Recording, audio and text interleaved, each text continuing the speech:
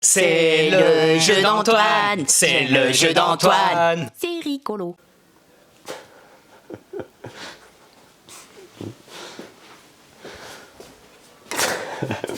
Bonjour et bienvenue dans ce jeu d'Antoine. Est-ce que vous êtes prêts?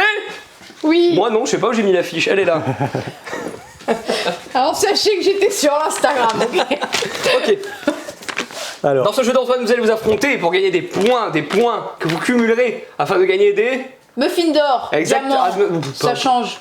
matériaux rares, précieux. ok, Vous en êtes où au niveau du compte? Je vous écoute. 37. 37 et... 102. Ah, elle te bat à plat de couture.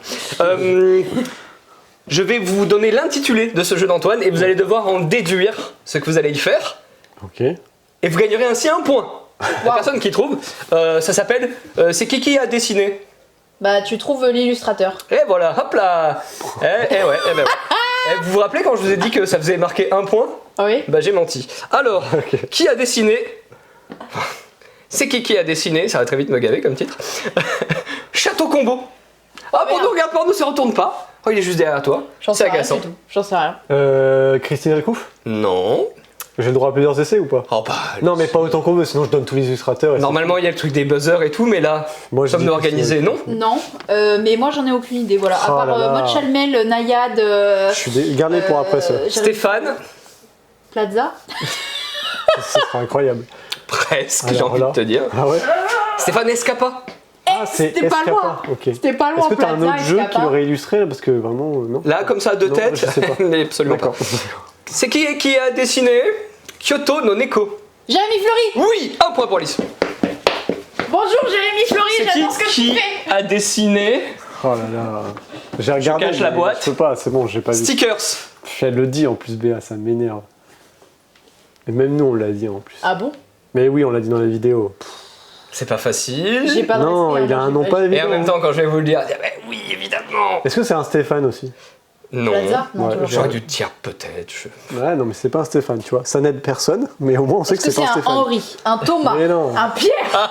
Non, non, on va pas faire ça. Non, mais continue, ça Non, peut. mais c'est compliqué. Olivier. Ah oui, ça finit en haut. Olivier Paturo de Tom. Rouetto. de Rouetto, ouais. Merde. Ouais, c'est comme des rouleaux, tu sais, dans... Ouais, non. C'est qui a dessiné Kitsu? Nayad. Et 2 points pour Alice. Putain, j'ai cru que c'était... Au début, je me suis dit, mais c'est Nayad, et après, je me suis dit, mais non, en fait, on confond. Oh. Je sais pas si. C'est qui a dessiné Courtisan que je viens de cacher. Je sais pas, mais il est très doué. Attends, C'est une meuf, je courtisan. crois. Non, je pense pas, j'aurais dit un homme. Je pense que c'est un homme, et c'est genre... C'est... Putain, non, c'est pas possible. C'est pas le style de Coimbra, donc c'est pas Coimbra. Est-ce qu'il s'appelle Georges? Mais non. Non. Hélène? Non plus. Et les garçons, merde. Je sais pas. En mode, tant que tu dis pas mes choses. Franchement, trop dur, les illustrateurs. C'est pas évident, c'est pas évident. Et je me suis dit, c'est vrai, on s'en rappelle Bah ouais. un peu moins, alors que on passe notre temps à rappeler que c'est important. Bah oui, non, Ouais. ça peut- Après, ça on fait les une nomme à bonne chaque fois, hein, mais. Piqûre de rappel pour tout le monde, mais personne ne vous jettera la première pierre. Si je vous dis Noémie, Ah, je t'avais dit que c'était une meuf! Mais- Pardon, désolé. Je t'avais dit. Noémie Chevalier. Oh, elle a un nom trop cool en plus. Noémie Chevalier, c'est pas mal. Je vous invite à aller voir son travail sur Insta. D'ailleurs, le travail sur Insta de toutes les De tout personnes le monde, que l'on ouais. va citer dans cette vidéo. Chapardeur, Oh, merde. C'est pas possible. qui a fait également l'an dernier. Et là, l'éclat de la montagne. Oh, merde. J'ai totalement oublié. C'est une illustratrice. Je suis sûr que c'est Eh une ben, illustratrice. figure-toi que je ne sais pas. Ah, c'est un pseudo. Je ne sais pas non plus. Je sais pas. Mais ne voyez pas ça comme des indices, parce que sinon vous êtes cuits. Je sais pas, j'ai une très mauvaise mémoire des noms. Si je vous dis Roxy. Roxy Dye. Ah oui, Dai, ça me dit un truc. Je sais pas, c'est la réponse ça ou... C'est Bah oui, c'est la réponse. Je ne l'avais pas dit. la personne J'étais se sur nomme quelqu'un Roxy Dye. Ok, autant pour moi. Bien, ouais. Là. parce que là- Roxy Dai. Ok, d'accord, Roxy Dye. Ok. Peut-être un pseudo, effectivement. C'est qui a dessiné Harmonise. Elle a gagné le prix. Non, tu Gibel. regardes pas, tu Non, regardes je peux pas. pas, je peux pas. Non, ça c'est Marie Curie. Ah. Bon, j'ai regardé la vite fait parce que je vois qu'il y a un harmonise là, mais je ne vois pas là. Malheureusement, on ne voit pas le nom sur la couverture de la boîte et c'est bien dommage. Oh mon dieu. C'est, Non, c'est pas une Laetitia, c'est. Mais je l'ai, hein. Mais oui, elle a gagné le prix de l'illustration du prix du GBL. Si je vous dis Maeva. Maeva, oui, voilà, merci. Bah Et, écoute, moi je dis Maeva. C'est Maeva da Silva. Da Silva. 2 points pour Alice. C'était pas facile, mais félicitations. Trop. J'ai reconnu mes On passe à cheveux. la vidéo.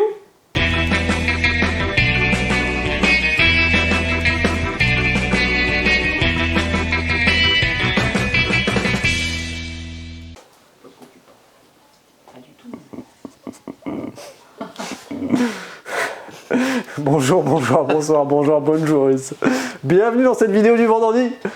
Vidéo dans laquelle on va vous présenter les nouveautés de cette semaine et on commence tout de suite avec 6 suspects, un micro-game, un nouveau, un multijoueur puisqu'il est en rouge. 6 suspects, c'est un jeu de Bruno Feduti à partir de 8 ans pour 2 à 8 joueurs et c'est 10 minutes les parties, effectivement ça peut être très très court. Dans 6 suspects, l'un de ces 6 personnages a volé l'argent de la banque. Donc sous ces cartes-là, vous verrez, il y a des petites cartes avec des effets et aussi de l'argent. Donc il faut essayer de retrouver le suspect qui aura volé le plus d'argent. Sous chacun des 6 suspects, il va y avoir toujours 2 cartes. Il va y avoir des cartes qui ont des effets, il va y avoir des cartes qui ont de l'argent. Et bien du coup, il faut retrouver le suspect qui a volé le plus d'argent, trouver le coupable parmi les 6. Comment ça va se passer? C'est très simple. À chaque tour, je suis le premier joueur, je vais pouvoir consulter secrètement une carte et la reposer face cachée. Le joueur suivant peut faire de même. Et on enchaîne les tours, ainsi de suite, comme ça. À partir du 4e tour, il y a un joueur qui peut dire « Moi, je pense avoir trouvé le coupable parmi les 6 suspects ». Les autres joueurs vont faire un dernier tour pour consulter une carte. Et à ce moment-là, on le voit, c'est rappelé au-dessus des cartes, les suspects ont un symbole qui est en fait associé au nombre de doigts de votre main. Donc soit 0, soit 1, soit 2, soit 3, soit 4, soit 5. Si je pense que le suspect qui a volé le plus d'argent, moi le coupable, je pense que c'est Denise, je ferai à 1, 2, 3, je ferai 3 du coup, et j'indiquerai du coup que c'est Denise, la coupable, tout simplement. Une fois qu'on a tous voté directement avec notre main sur le coupable, on va vérifier en retournant toutes les cartes. Ça va me permettre aussi de vous expliquer un petit peu les effets de cartes. Hop. Et ça permet aussi de déduire immédiatement qui en fait a volé le plus d'argent et donc qui est le coupable. Là, immédiatement, du coup, ce serait Brigitte, parce qu'en fait, Brigitte, elle a fait le total ici. Mais il y a des effets. Par exemple, le miroir va copier immédiatement cette carte-là. Cette carte-là, en fait, elle va copier immédiatement la valeur de la carte qui est à sa gauche ou la carte de la valeur qui est à sa droite. Donc, c'est toujours indiqué, ici c'est droite, ici c'est gauche. Ici, par exemple, on a l'infiltré, le policier. Donc lui, forcément, à partir du moment où on voit qu'il a cette carte-là, du coup, lui, c'est un infiltré, donc il est innocent. Quand vous aurez des valeurs, vous allez les additionner. Celui qui a volé le plus et qui a été trouvé par un ou plusieurs joueurs, ces joueurs-là gagnent la partie. C'est ultra simple. C'est juste qu'à chaque fois, quand vous en déduisez des choses, quand vous reconsultez secrètement, parfois en fonction du nombre de tours qui seront plus ou moins définis par les joueurs à partir du 4e, des fois vous n'avez pas le temps de tout voir. Donc vous essayez d'anticiper un petit peu ce que les autres ont vu en se disant lui je pense qu'il a regardé ça, moi j'ai vu qu'il y avait une lampe torche, la lampe torche copie la carte d'à côté, le miroir copie la carte d'en dessous. Donc il y a des effets qui vont changer ce que vous avez vu en termes de place, et d'autres valeurs qui vont être copiées. Donc ce sera à vous après de déduire quel est le coupable parmi les 6 suspects.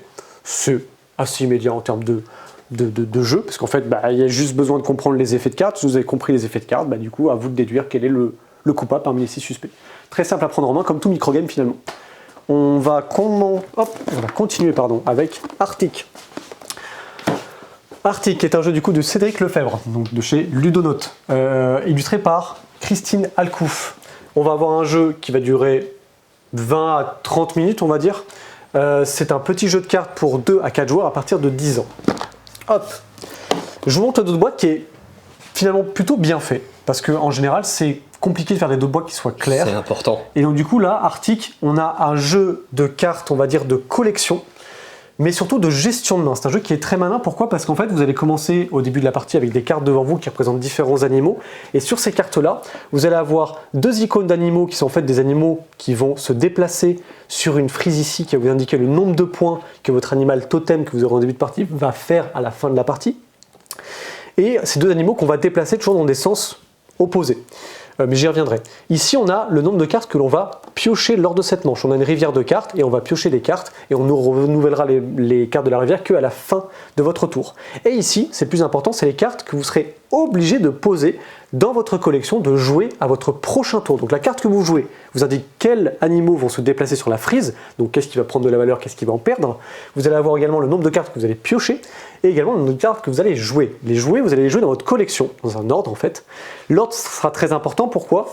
Parce qu'en fait, les collections que vous allez faire dans votre pile, il faudrait que ce soit toujours des animaux identiques. Plus vous avez d'animaux qui se suivent, plus ça va marquer de points en fait. Donc il faut essayer de jouer plus souvent le même animal, ce qui va être très compliqué parce qu'en fait, la rivière de cartes va beaucoup bouger durant votre tour et pendant le tour des joueurs, donc ça va être difficile toujours de bien optimiser. Il va falloir essayer de le faire le plus possible. L'idée, c'est que du coup, à votre tour, donc au début, on n'a pas de carte qui nous impose quoi que ce soit, donc on va jouer une carte de la pile, enfin de notre main, du coup, sur notre pile, on joue une carte immédiatement, donc là, vous allez réaliser les effets qui sont ici. Donc, comme je disais, ici, il y a une frise avec des points qui vont entre 0 et 15.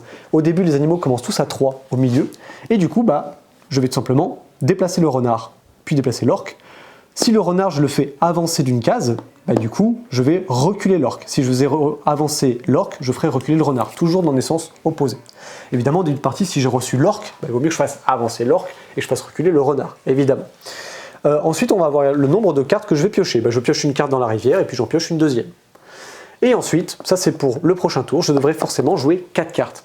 L'idée c'est que, vous allez vous dire, c'est simple, il suffit de se blinder en cartes et je joue. Oui mais non, parce qu'en fait vos cartes en main, vous êtes limité à 7 cartes en main. Si jamais vous avez un surplus, vous défaussez les cartes et en fait ce sont des points de pénalité.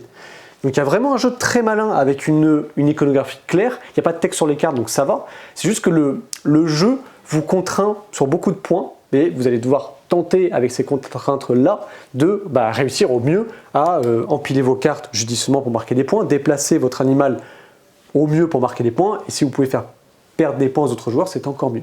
Voilà pour Arctic. Si vous cherchez quelque chose qui change en termes de sensation de jeu, je le recommande fortement, le Arctic. Ah mais complètement, moi je trouve que c'est le genre de jeu qui devrait normalement plaire à tout type de joueur qui cherche un jeu de cartes original. Souvent, on va partir sur des trucs auxquels on a joué et qu'on a entendu que c'était bien, Skijo, Love Letter, Uno, on se dit ça c'est bon, c'est des valeurs sûres. Arctic, il sort vraiment du lot parce qu'il a un truc, moi quand j'y ai joué, je me suis dit tiens, j'ai l'impression d'avoir déjà joué à un jeu comme ça, mais je saurais pas dire quoi. Mais complètement. C'est ça qui fait que c'est un bon jeu, parce qu'en fait, il me rappelle des sensations d'autres jeux, mais c'est quand même un nouveau jeu en se basant sur des trucs un peu anciens. Ça faisait ça un peu sur Solstice des fois. Solstice, on dit tiens, mais j'ai l'impression d'avoir déjà joué à ce genre de jeu. Et en fait, non, on n'a jamais joué à ce genre de jeu, mais c'est des bases en fait qui nous parlent avec des petits twists qui font que le jeu est original. On enchaîne sur un jeu Lego qui s'appelle Monkey Palace à partir de 10 ans pour 2 à 4 joueurs, 45 minutes la partie. C'est un jeu recommandé par David. C'est un jeu de David Gordon en plus, c'est assez fou. Recommandé par David, donc doublement David. Et Tam, je sais pas si c'est un pseudo ou un nom, Tam, en majuscule en plus comme ça. Hop, on va avoir un jeu dans lequel il y aura des Lego évidemment à l'intérieur, c'est un jeu Lego. C'est un jeu de construction bien sûr, c'est un jeu Lego. On va avoir également un jeu qui va se composer d'un petit plateau pour chacun des joueurs sur lequel on va poser des cartes dessus. Et ces cartes-là en fait vont indiquer les pièces qu'on va générer à chaque manche. Donc en fait, le jeu va avancer de manière très exponentielle parce qu'au début, on joue très peu de cartes. Vous verrez qu'il y a un aspect un peu engine building, un peu deck building, parce qu'en fait, on récupère des cartes avec un pouvoir d'achat qui sont de mémoire des petites bananes. D'accord. On paye des bananes et puis hop, on achète des cartes. Moi, je le découvre.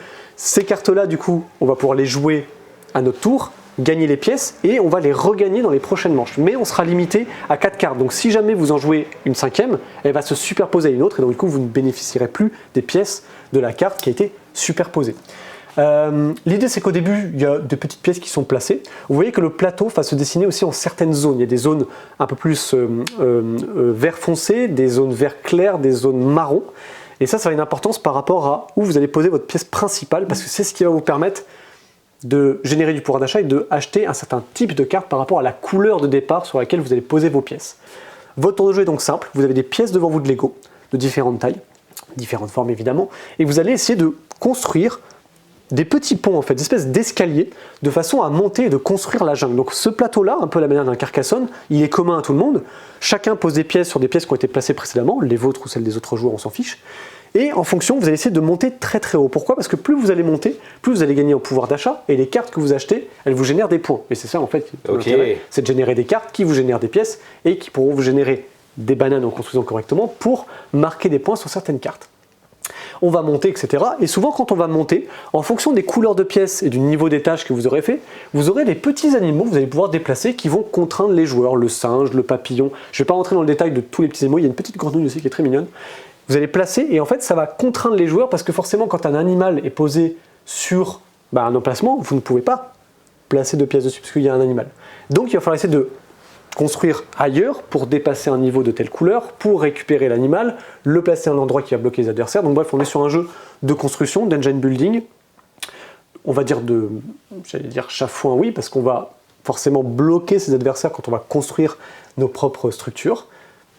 Finalement, j'ai presque tout dit. Il n'y a pas 10 000 règles parce qu'en fait, l'idée c'est que le jeu, à partir de 10 ans, il soit relativement accessible. Il n'y a pas du tout de lien, je ne sais pas pourquoi je l'avais eu en tête là maintenant, avec Minecraft, parce que Minecraft, c'est aussi un jeu de société, entre guillemets, alors c'est pas de la construction, mais ce que je trouve intéressant et le lien par rapport à Monkey Palace, c'est que ce soit des jeux avec une marque ou une licence qui proposent quelque chose qu'on n'a pas ailleurs. Je n'ai pas d'autres jeux à vous proposer et à vous comparer dans les jeux de société, puisque finalement, on n'a pas de jeu comme ça où on va empiler, essayer de dépasser. Ça exploite bien la licence. Pour le coup, oui, c'est pas juste un jeu dans lequel on vous a foutu des Lego et on vous a mis des règles et vous allez l'acheter juste pour les Lego. Non. Alors ça c'est cool par contre, si jamais vous jouez au jeu et vous dites je sais pas si le jeu il m'intéresse, vous avez toujours des pièces Lego et on peut toujours en faire plein de choses. Ce que je trouve très bien, parce qu'on peut pas faire forcément sur des jeux des fois où on est risqué et on se dit je vais acheter ce jeu là, je pense que ça va me plaire. Malheureusement, si pour X raison vous n'aimez pas, si vous demandez aux architectes, le matériel il va pas trop vous servir pour autre chose. Là pour le coup c'est plutôt intéressant d'avoir des pièces qu'on peut réutiliser. Honnêtement je trouve que le jeu apporte quelque chose ludiquement en plus d'apporter le principe de Lego de jeu de construction. Donc très bien aussi Monkey Palace pour toute la famille finalement, c'est très accessible. Je pense que c'est à toi. Hello, bonjour tout le monde. Cette semaine, nous avons reçu Command of Nature, un jeu de Unstable Games. Donc, c'est chez T-Turtle. Ce sont les mêmes personnes qui ont fait Here to Slay. Ce sont les mêmes personnes qui ont fait Unstable Unicorns. On est dans un jeu un peu dans la même veine qui va savoir mixer stratégie et jeu. On va se faire des sales coups, des coups bas. Ici, ça va être très frontal. C'est un jeu d'affrontement finalement. Nous avons 4 factions. Donc ça permettra de jouer jusqu'à 4 personnes, chacun pour soi. Ça marchera aussi bien sûr très très bien en duel. Et si je me rappelle bien, il y a un mode 2 contre 2. Je me suis pas plus renseigné que ça dessus, j'espère que je vous dis pas de bêtises. Vraiment, moi je le recommanderais pour les gens qui veulent jouer à 2, qui veulent se faire un bon vieux duel. Ceci dit, à 4, ça doit super bien tourner aussi. C'est un jeu dans lequel vous allez choisir votre faction, donc parmi les 4 existantes, qui vont venir avec leur petit plateau individuel, leur paquet de cartes de départ, dans lequel vous allez pouvoir trouver votre sage. Pour gagner, il faut détruire le sage adverse, donc il ne faut pas vous faire battre votre sage. C'est un jeu avec des cartes qui vont posséder un certain nombre de points de force, d'attaque, de défense et potentiellement des pouvoirs qui vont bien sûr plus ou moins comboter. Le dos de boîte étant pas super bien fait, très honnêtement. On aurait pu ouvrir une boîte aussi, c'est une période de l'année où malheureusement il n'y a pas de place, mais je pense qu'en temps normal ça aurait mérité. Je vais utiliser le matériel d'Inori. Mais pourquoi pas pour illustrer un petit peu. Que va-t-on faire en début de partie? Eh bien, on va faire comme ceci, une sorte de pyramide avec nos personnages de départ. Donc, on a 6 personnages de départ. Je vais mettre mon sage ici, bien caché derrière, puisque ici, ici, on va se combattre. La carte qui est ici va combattre la carte en face de mon adversaire qui va avoir la même pyramide, mais dans l'autre sens, vous l'avez compris. On a des personnages pas très forts ici, on a des personnages un petit peu plus forts ici qui vont défendre mon sage. Je peux très bien choisir d'envoyer mon sage au casse-pipe aussi, parce qu'il tape assez fort évidemment, mais enfin c'est risqué. On va jouer chacun notre tour. Quand c'est mon tour, j'ai le droit à 4 actions que je vais pouvoir répartir parmi 4 actions existantes. Je peux très bien faire 4 fois la même action, 4 actions différentes, enfin bref, vous l'avez compris, je mixe un petit peu comme je veux. Ces actions, lesquelles sont-elles? Eh bien, première action, on va pouvoir aller acheter d'autres cartes, oui, car c'est un jeu un peu de deck building quelque part. On va avoir une pioche dans laquelle il y a d'autres personnages, il y a également un marché, en dépensant des pièces, qui est la seule ressource du jeu finalement, je vais pouvoir acheter de nouvelles cartes que je vais mettre dans mon paquet, que je pourrai piocher plus tard évidemment. Le but du jeu c'est d'aller chercher des cartes qui sont de plus en plus fortes. Deuxième action, ça va être de jouer une carte, forcément. Une carte dans ma main qui servira à différentes choses. Alors, en gros, il y a des cartes de personnages, parce que si je me fais battre un personnage, ça va créer de la place, et cette place, je vais la combler avec un personnage de ma main. Admettons, je me fais battre, lui là, qui est tout devant par mon adversaire. Hop, il est éliminé. Et bien on va toujours décaler, comme ceci. Hop, hop, en faisant remonter les personnages. Et c'est comme ça que, si vous ne jouez pas assez de personnages pour combler les trous, vous allez vous retrouver avec votre sage qui va être facilement accessible par votre adversaire. Donc, action, jouer un personnage de ma main pour combler un espace. action, jouer un personnage, une carte de ma main toujours, mais c'est une carte d'ordre, de command, d'où le nom du jeu, qui va donner un ordre à un de mes personnages, qui va lui permettre de faire une attaque, donc soit direct au corps à corps, soit à distance, soit avec un bonus de force, bref, il y a tout un tas de cartes, et forcément elles sont plus ou moins intéressantes, elles ont chacune un petit peu leur capacité, leur spécificité. Autre action, je vais pouvoir intervertir des personnages. Ok, tu m'as tapé lui, il est pas mort parce qu'il était là pour tanker, mais moi derrière maintenant hop, j'intervertis parce que lui il a un côté un petit peu assassin, clac, je vais pouvoir te contre-attaquer, voilà. On va un petit peu comme ça organiser notre bataillon et essayer donc de détruire le sage adverse. Il y a un petit truc qui est sympa, c'est donc que eh bien, il y a un côté asymétrique, hein, quatre factions différentes. Quand vous allez vous faire détruire des personnages, vous allez monter un petit paramètre, tac tac tac tac tac sur votre plateau, ça va vous permettre quand vous arrivez à ces niveaux-là, 4, 6 et 8, je crois que c'est pareil chez toutes les factions, oui, c'est bien le cas, il vient de débloquer, déjà dans un premier temps, une carte, vous avez donc 3 cartes en stock, la troisième étant super forte, donc ça veut dire que vous avez pris très très cher hein, si vous la débloquez, mais c'est un personnage qui est vraiment très puissant, et vous avez un petit texte derrière qui va également vous donner un bonus. Il y a par exemple une stratégie qui consiste à très très vite se faire tuer de la piétaille pour, du coup, faire monter ce niveau-là et aller vite chercher tôt dans le jeu des personnages très forts. Oui, mais du coup, il faudra peut-être combler aussi, peut-être que vous aurez des trous, bref. Il y a plein de petites choses à faire. Ça reste accessible. Là, je suis beaucoup rentré dans le détail, hein, mais en gros, c'est mon tour, je fais mes 4 actions, c'est à mon adversaire et on fait un ping-pong comme ceci, jusqu'à que l'on détruise le sage en plus petit format. Beaucoup plus succinct à expliquer et à jouer. On a reçu Cake Master qu'on a mis ici. C'est l'endroit où on met les jeux qui sont vraiment bien pour en fin d'année faire des Secret Santa, donc des jeux entre 10 et 15 euros parce que c'est ce qu'on attend en général dans Secret Santa. Cake Master vous attend un petit peu pour la fin d'année. Enfin, en tout cas, nous, on l'imaginait très bien dans ce rôle. C'est un jeu de Daryl Shaw. C'est un jeu qui est édité par Locomuse et Oriem. Hop là, c'est un jeu dans lequel on va drafter des petites cartes carrées comme ceci pour confectionner des gâteaux.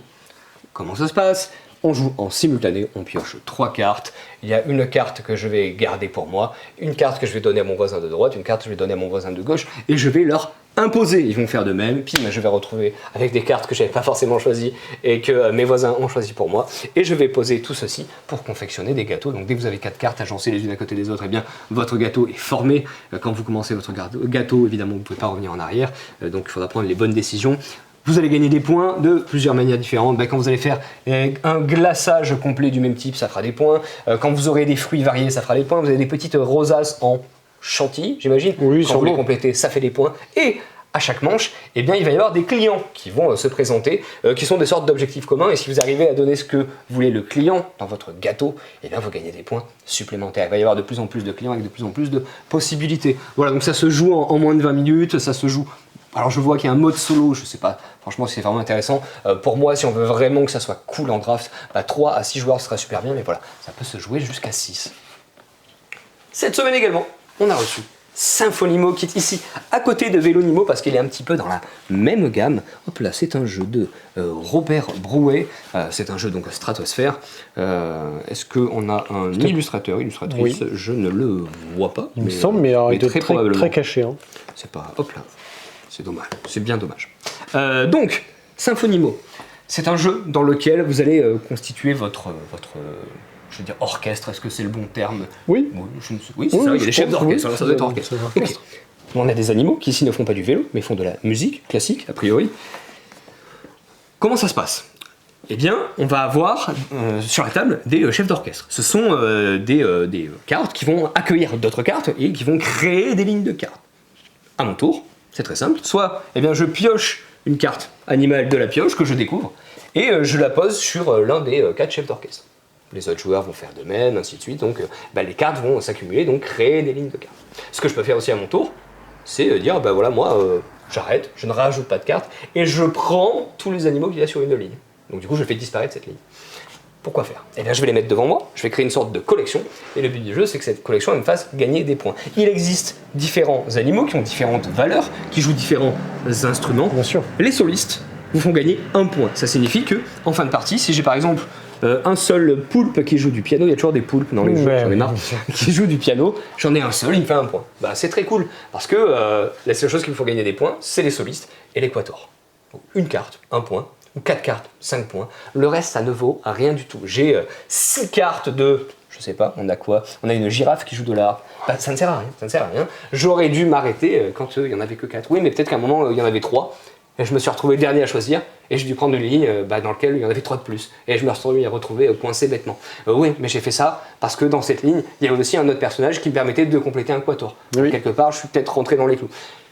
Il y a vraiment ce côté stop ou encore, où au début, on crée les lignes, elles sont vierges, on met les cartes, on Puis essaie après, on d'arranger ça un pourrit petit peu. celle des autres. Et très rapidement, on regarde ce que les autres ont choisi, et on se dit ok, alors, si je mets cet animal dans cette ligne, est-ce que ça va bien faire râler des gens? Ou attends, si je mets dans cette ligne-là, je pose la carte, puis j'entends 2 joueurs autour de la table, ils font et voilà, t'as tout gâché. Ah, je sais que j'ai fait un bon tour. Et c'est vraiment ça qui est plaisant dans Saponimo. C'est un jeu d'enfoiré, faut le dire. C'est vraiment un jeu où, comme je viens de le dire, quand vous faites râler les autres joueurs autour de la table, vous savez que vous avez fait un joli coup, et faut pas trop non plus se la péter, parce qu'à un moment ou à un autre, ça va être à vous de râler. C'est sûr. Hop, on va passer côté Actu JDR. Actu JDR. Cette semaine, nous avons reçu Magna, ou Mania d'ailleurs, mais j'ai envie de dire Magna, le livre 1 et le livre 2, ainsi que l'écran de jeu.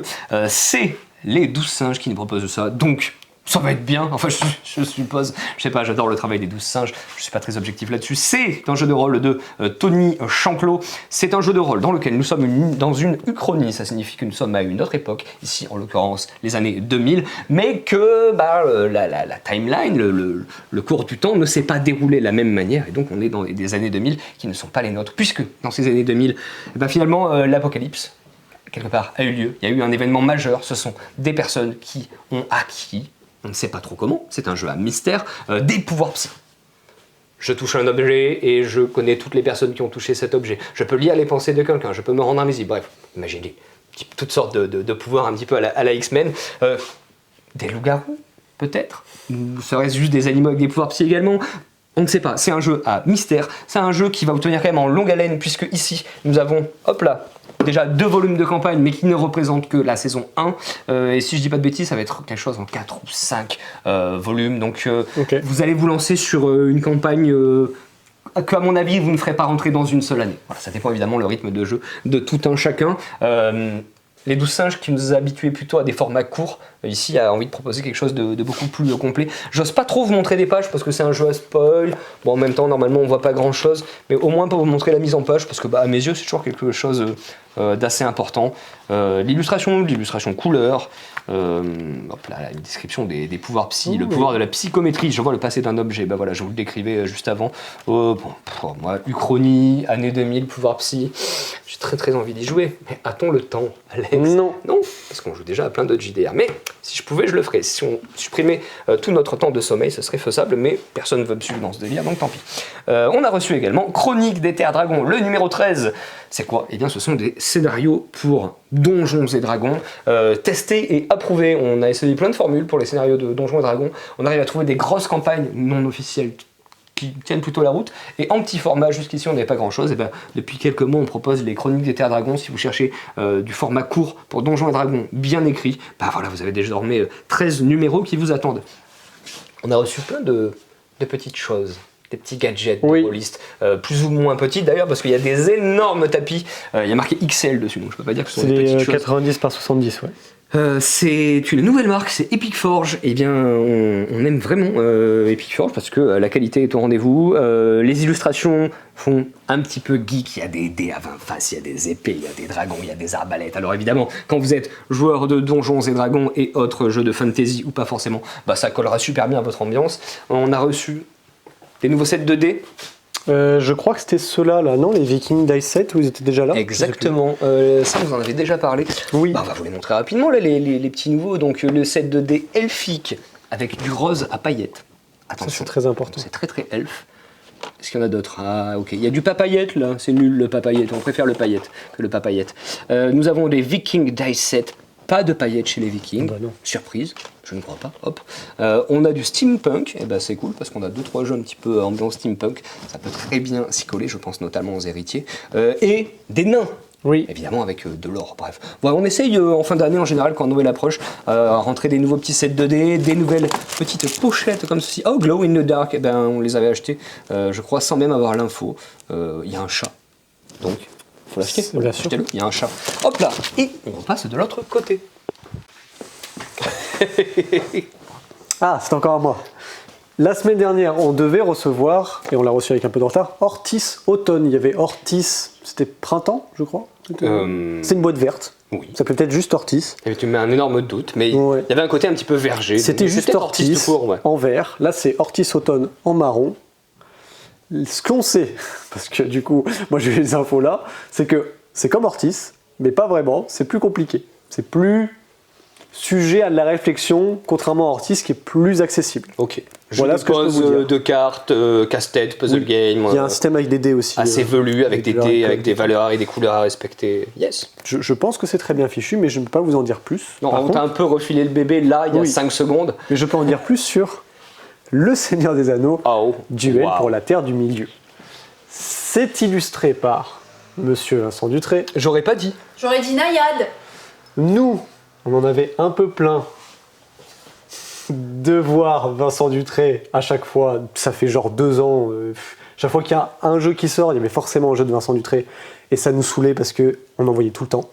Et là, je trouve que le travail est juste incroyable. Ah ben, je crois Je ne verrai pas un autre illustrateur que Vincent On Dutré est là-dessus. vraiment tous d'accord. C'est magnifique. C'est évidemment, donc, on va dire, très très fortement inspiré, pas une copie conforme, mais très inspiré de la mécanique de Seven Wonders Duel évidemment, puisque ce sont les mêmes auteurs ici. On retrouve Bruno Catala et Antoine Boza, qui nous offrent du coup un Seven Wonders Duel thématique Seigneur des Anneaux, avec quand même une refonte sur plusieurs points. Notamment, on le voit déjà sur le matos, parce qu'en fait, là, il n'est plus question de Seven Wonders, donc de merveilles, mais plutôt en fait ici de forteresses qu'on va pouvoir construire sur ce petit plateau. Ici, on a une petite piste qui va indiquer du coup la progression des Nazgûl pour attraper Frodon et Sam, mais aussi Frodon et Sam qui vont essayer d'atteindre la montagne en fait, tout simplement. Qui s'appelle Le mont Fuji. Arrête, c'est bon, tout le monde connaît. J'avais juste envie de te poser une colle. Je ne veux pas rentrer dans ces détails. Moi, je n'aime pas les gens qui disent c'est quoi la montagne là. Stop, ça suffit. Ne m'énervez pas. Alors, dans ce jeu, comment ça fonctionne? Globalement, ça fonctionne comme Seven Wonders Duel, si ce n'est que là, on va avoir des différences sur notamment plusieurs points. Le fait que à la fin de la partie, on ne va pas tellement compter des points parce que les cartes ne rapportent pas de points. Mais il y a 3 manières de gagner. Vous avez la première manière de gagner qui est ici. Donc, comme je le disais, soit le joueur qui joue Sauron a réussi avec ses Nazgûl à rattraper Frodon et Sam. Donc en fait, ce petit curseur-là va avancer. Je vais essayer de le faire avec la main droite. Voilà, va avancer. Et donc si jamais il arrive sur Frodon et Sam, du coup c'est gagné pour Sauron. Les gentils ont gagné. En revanche, Sauron, c'est les gentils. oui, c'est ça. En revanche, si Frodon et Sam atteignent ici la montagne du destin, et du coup ils ont gagné. On voit grâce à un petit habile système de petites réglettes en plexiglas que quand Frodon et Sam avancent, Et les Nazgûl, derrière, les Nazgûl restent. avancent aussi. Évidemment. Très habile, très Donc habile. c'est une des victoires possibles. L'autre manière de gagner, ça va être un peu comme le système des cartes de symboles scientifiques qu'on récupère, sauf que là ce sont des alliances des peuples libres que vous récupérez. Il y a 6 symboles différents qui sont représentés ici sous forme de tuiles. Si vous récupérez sous forme de cartes les 6 symboles différents, vous avez fait toutes les alliances possibles et inimaginables avec l'alliance des peuples libres de la Terre du Milieu, donc vous gagnez également la partie. Et l'autre manière de gagner la partie, c'est d'avoir une unité, que ce soit les petits soldats ou les forteresses, sur chaque emplacement sur le plateau, donc sur les 7. Dans ce cas-là, vous gagnez également la partie, mais militairement. Comment se passe un tour de jeu? C'est très simple. À la manière d'un Seven Wonders Duel, je vais pouvoir soit acquérir une carte à condition d'avoir le prérequis nécessaire, donc c'est-à-dire les ressources que je vais également trouver sur des cartes comme ceci, par exemple, qui seront symbolisées par différentes ressources. Ça va être une petite couronne, ça va être un petit bonhomme un peu espiègle, ça va être un petit bouquin, etc. Alors, c'est du savoir, le petit bouquin, et ça, c'est de la sournoiserie, si je dis pas de bêtises. J'ai juste envie de me la péter. Mais ça se trouve, j'ai pas dit ce que c'était vraiment, ça se trouve, c'est marqué autre chose dans les règles. Voilà. Donc, je peux récupérer une carte. Je peux également, éventuellement, tout simplement la défausser pour gagner 1, 2 ou 3 pièces en fonction du chapitre dans lequel on est. Donc, chapitre 1, 1 pièce, chapitre 2, 2 pièces, chapitre 3, 3 pièces. Je peux, quand j'achète une carte, si je n'ai pas les symboles, remplacer tout symbole que je n'ai pas par une pièce. Donc finalement, plus j'ai d'argent, plus je peux acquérir de cartes. Quand j'acquiers les cartes scientifiques, il va y avoir 2 subtilités. J'acquiers une carte scientifique. Si j'ai 2 symboles identiques, je vais pouvoir récupérer les 2 premiers jetons. Une carte alliance. Ouais, les 2 symboles scientifiques alliance, c'est pareil. Alors, je récupère là, du coup... Tu vas t'allier avec le peuple des potions. Le peuple des petits potions. C'est la lumière Il y a d'Elendil. le peuple du Me gonflez bowling. pas, c'est la lumière d'Elendil. C'est bon, vous Peuple allez du bowling, peuple du Canada. Pardon. Absolument. Je récupère les deux jetons, enfin du moins je les révèle, puisque j'ai deux symboles identiques ici, la lumière d'Elendil, que je vais du coup révéler les deux jetons. Je vais en choisir un que je place devant moi et l'autre je vais le remettre dessus sur la pile en question. Il y a un autre moyen de récupérer aussi des jetons comme ça, c'est si j'ai trois symboles du coup de peuples libres différents. Ça me permet de révéler du coup les trois différents, d'en choisir un, etc. Je ne vais pas rentrer dans le détail de toutes les cartes, mais les cartes qui sont importantes, notamment sur les anneaux. C'est ça qui vous fait progresser sur la piste. Donc si c'est moi qui récupère en tant que joueur Sauron, je fais avancer le Nazgûl, d'autant de cases que d'anneaux. Et si jamais c'est le joueur de la communauté de l'anneau, il fait évidemment avancer Frodon et Sam. Donc je peux récupérer une carte, je peux la défausser, je peux également construire des hauts lieux. Enfin, oui c'est ça, c'est des hauts lieux. Les hauts lieux, pour les récupérer, en fait, ils vont avoir un coût en ressources. C'est pareil que pour les cartes, si vous n'avez pas les ressources, vous pouvez payer en pièces. Sauf que chaque forteresse que vous possédez vous coûte une pièce. Donc là, si jamais je veux construire ce lieu-là, qui est en fait le Gondor, et du coup, une forteresse en Gondor, si jamais j'en avais déjà deux de placés sur le plateau, ça me coûterait déjà 2 pièces, plus éventuellement toutes ces ressources-là.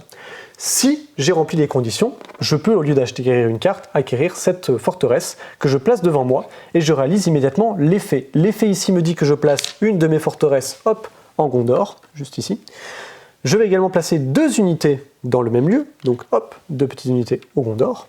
Et les petites flèches qui sont ici me disent que je peux faire du déplacement. Donc quand je vais placer ou déplacer mes unités, il va y avoir éventuellement la possibilité de se placer là où il y a déjà quelqu'un. Dans ce cas-là, il va y avoir un combat. Ici, il y a 2 unités de type différent, donc les 2 unités combattent et s'annulent. Hop. Avec un deuxième déplacement, je pourrais très bien faire que celui-ci aille là. C'est le symbole de l'Arnor. C'est pas le Gondor. C'est le symbole de l'Arnor, Voilà. mais moi j'ai une préférence pour le Gondor. Voilà. Donc merci pour cette correction parce que les gens n'ont rien compris. Mais effectivement, c'est le symbole de l'Arnor. Vous l'avez compris, de toute façon, si. Non, mais c'était clair. Non, mais c'était clair. attends, il n'y a pas de souci. C'est juste envie Écoute, de contredire. voilà, il a j'ai vu raison. une Eh ben, occasion. regarde. Ah ouais, tu vois l'Arnor, moi je vois le Gondor. Allez, voilà. C'est le Gondor, effectivement. Mon explication est parfaite. Ah, juste je pas me les disais bien que déplacements. c'était pas juste un espèce de petit campement avec des barricades en bois là. Voilà, on... Voilà. Et en plus, on retrouve reconnaît bien. Minas Tirith. Très très classe. Donc ça c'est pour les déplacements, pour les combats, tout ce qui se passe ici en fait c'est tout ce qui se passe militairement. Je rappelle que si vous contrôlez, enfin si vous avez une unité forteresse ou une unité standard soldat sur chacune des régions, vous pouvez également gagner instantanément la partie. Donc la partie va s'enchaîner en 3 chapitres, première disposition du premier chapitre, puis ensuite on change, deuxième chapitre, puis troisième chapitre. À chaque nouveau chapitre, donc quand on acquiert forcément des forteresses, c'est à chaque nouveau chapitre qu'on va renouveler, c'est pas j'acquiers et je renouvelle, non. Là pour l'instant on est au chapitre 1, il reste ça. Fin du chapitre 1, début de chapitre 2, hop, on va renouveler avec du coup 2 nouvelles tuiles s'il en restait une, et on enchaîne comme ça les chapitres. Finalement, on va avoir la même pression que dans Seven Wonders Duel, c'est-à-dire qu'en fait, on a 3 arcs, 3 possibilités pour contrer les stratégies de l'adversaire, en sachant que si à la fin des 3 chapitres, personne n'a rempli l'une des conditions de fin de partie de victoire immédiate, on va regarder qui c'est qui contrôle le plus de territoires, qui possède le plus d'unités sur des territoires, et c'est dans ce cas-là cette personne qui gagne. S'il y a de nouveau égalité, ce qui est très rare, les joueurs se partagent la victoire. C'est ce petit point-là que je trouve un peu dommage de se partager la victoire quand on joue Sauron contre la communauté. Mais bon, il faut bien trancher au bout d'un moment, s'il y a encore égalité, c'est comme ça que ça se passe. Honnêtement, on va dire maintenant, en allant plus profond dans le jeu, pour l'instant je n'ai fait que 2 parties. Honnêtement, le jeu, si vous avez déjà Seven Wonders Duel, c'est la question que je me posais, est-ce que ça vaut le coup, et c'est la question que vous vous posez peut-être, d'avoir celui-ci en plus? Je pense pas, il faut faire un choix entre l'un ou l'autre. Déjà, le premier choix, ça va être aussi, si vous êtes fan du Seigneur des Anneaux, honnêtement, balancez entre guillemets le Seven Wonders Duel, parce qu'en vrai, celui-ci est une très belle proposition. En contrepartie, si vous avez déjà Seven Wonders avec 1 ou 2 extensions, c'est-à-dire Panthéon et ou Agora, Ça se réfléchit. ça se réfléchit, parce que celui-ci est beaucoup plus immédiat dans ses effets de cartes. Mais en contrepartie, ce qui est bien aussi, c'est qu'on voit plus rapidement quelles sont les cartes qui sont pertinentes pour nous ou pour l'adversaire. Donc on peut plus facilement lire le jeu. Parfois, dans Seven Wonders Duel, il vous faut réfléchir très longtemps, compter les points en bleu, en militaire. Ah, il y a Agora aussi en plus, donc c'est-à-dire qu'on a le Sénat en plus, donc il a telle voix, donc on prend une carte. Ça devient un peu mathématiquement lourd, et du coup là on retrouve une certaine légèreté. C'est vrai. Et cette légèreté-là, appuyée avec les illustrations, ça se réfléchit. Je peux pas vous dire que c'est mieux, je peux pas vous dire que c'est moins bien. Je pense que c'est très cool aussi de commencer par celui-ci. Je pense qu'on peut facilement initier quelqu'un, plutôt que par Seven Wonders Duel classique, par celui-ci. La bataille pour les terres du milieu. C'est pas évident, hein. C'est vrai que moi, autant je suis un énorme fan de Agora, tu me proposes un duel pour la Terre du Milieu, je vais être en hésitation, quoi. Ça dépend un petit peu de ce qu'on a envie, parce que c'est finalement deux propositions effectivement assez différentes. J'ai envie de te rejoindre sur ça, même si pour moi Seven Wonders Duel plus Agora, pour moi c'est le meilleur jeu à deux qui existe au monde, parce que Agora c'est juste trop bien. Mais pour le coup, si on me dit Seven Wonders Duel ou Seven Wonders Duel Terre du Milieu, ah ouais, hein. Non mais... Beaucoup trop fan là, des illustrations et de la thématique. C'est beau. Pour forcément obligé de refuser le Seven Wonders Duel. Je vais montrer quelques petites illustrations. Mais on peut toutes les montrer aussi. Hop là, vraiment, c'est vraiment magnifique. Là, quand j'ai mis le jeu en place avec Alice, mais on a passé notre temps à s'exclamer, à se dire mais c'est beau en fait. Oui, c'est vraiment magnifique. Le matos, c'est franchement très cool. Et il est quand même, à titre d'info, à 29,95, ce qui est en gros 2-3 euros plus cher que le Seven Wonders Duel. Voilà pour la petite info du prix. Je pense que c'est Alice d'ailleurs. Oui, tu vas devoir donner ce petit micro que tu possèdes.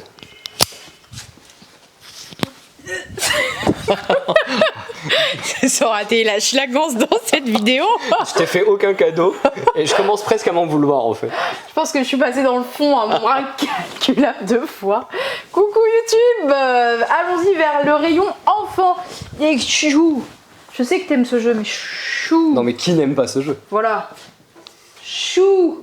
Bon allez, c'est bon. Mimose et Sam et le voleur de fruits.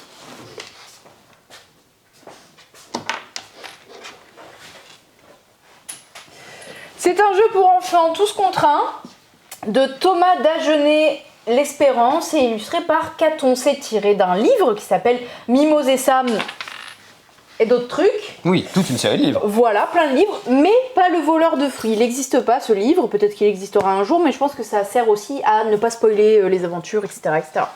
C'est par Locomuse. Voilà, et c'est à, je ne sais plus combien, 18 €.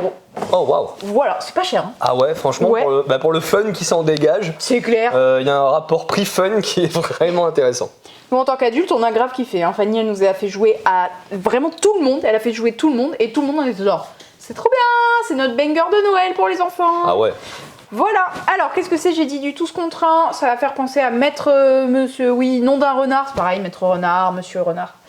Nom d'un renard, donc jeu de déduction.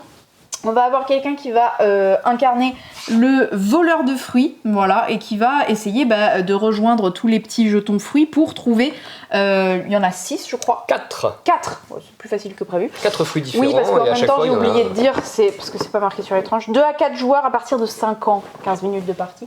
Donc 4 fruits bons, parce qu'il y a des fruits pourris aussi, Ah. et il y a les fruits bons. Voilà. Donc ils sont cachés au pif sur le plateau, et les autres vont incarner les héros, on va dire, et doivent trouver qui est le voleur parmi tous les habitants qui sont ici, en récoltant des indices au fur et à mesure, sachant que on aura placé toutes les maisons sur les emplacements maison en début de partie, sauf une. Et sur cette maison, au dos, il y a un personnage. Et du coup, aléatoirement, c'est le personnage voleur. Donc le voleur est, pour cette partie-là, Prune, la lapine avec un petit nœud papillon. Voilà, donc du coup, les enquêteurs, eux, devront essayer de trouver son identité avant que le voleur ait trouvé les 4 fruits mangeables.